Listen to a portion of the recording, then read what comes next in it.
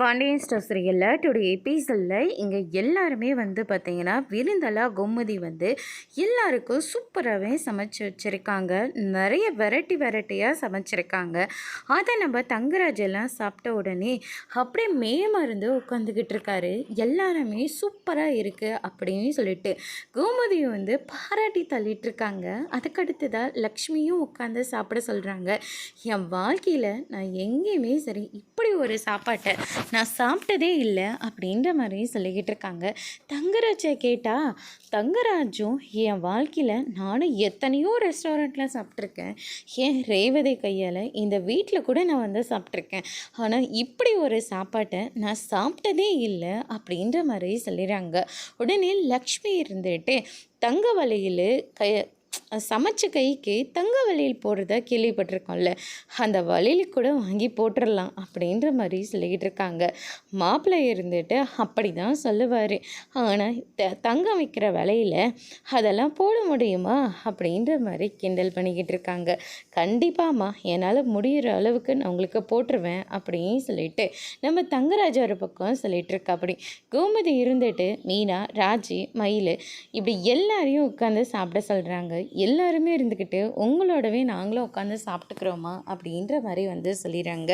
அதுக்கடுத்து தான் பார்த்திங்கன்னா நிஜமாகவே சொல்கிறோங்க, இப்படி ஒரு சாப்பாட்டை நாங்கள் சாப்பிட்டதே இல்லை அப்படின்ற மாதிரி சொல்லிடுறாங்க.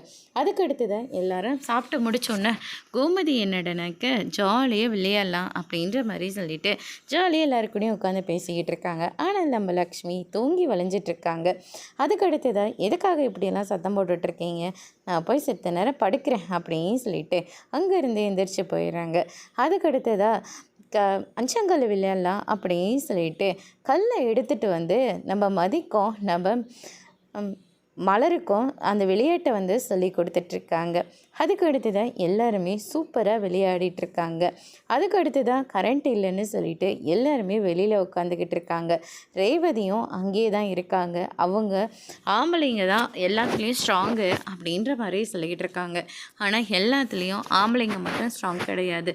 பொண்ணுங்க மனசு வச்சா மட்டும்தான் ஆம்பளைங்கெல்லாம் ஸ்ட்ராங் ஆக முடியும் அப்படின்ற மாதிரி சொல்லிடுறாங்க. நம்ம தங்கராஜ் இதெல்லாம் கேட்ட உடனே ரொம்பவே கோவப்படுறாரு. அதுக்கடுத்து தான் பார்த்திங்கன்னா நீங்கள் மட்டும்தான் ஸ்ட்ராங்காக, உங்களுக்கு தான் இந்த உலகத்தில் எல்லாமே தெரியுமா, அவங்கவுங்க டிபார்ட்மெண்ட்டில் எத்தனை ஸ்டார்ஸ் இருக்கும், என்ன இதில் போஸ்டிங்கில் இருக்காங்க, இப்படி ஏதாவது உங்களுக்கு தெரியுமா? ஏப்பா அது எங்களுக்கு தெரியலன்னா என்ன, பிரியாணிக்கு எத்தனை மசாலாவை சேர்த்தணும், என்ன அளவில் சேர்த்தணும், எத்தனை கேஜி போட்டால் இது இவ்வளோவில் போடணுன்னு உங்களுக்கு ஏதாவது தெரியுமா அப்படின்னு சொல்லிட்டு கேட்கவும், அது சமையல் இது, ஆனால் நான் சொல்கிறது சோஷியல் மீடியா அப்படின்ற மாதிரி சொல்லிக்கிட்டு இருக்காங்க. அதுக்கு அடுத்ததாக தேவையில்லாமல் ஆம்பளைங்களை பற்றி தப்பாக பேசுகிற வேலை வச்சுக்காதீங்க அப்படின்ற மாதிரி திட்டிட்டு ரேவதியும் அங்கேருந்து கூட்டிகிட்டு போயிடுறாங்க. கோமதி, மீனா எல்லாருமே ரொம்பவே அதிர்ச்சியில் இருக்காங்க.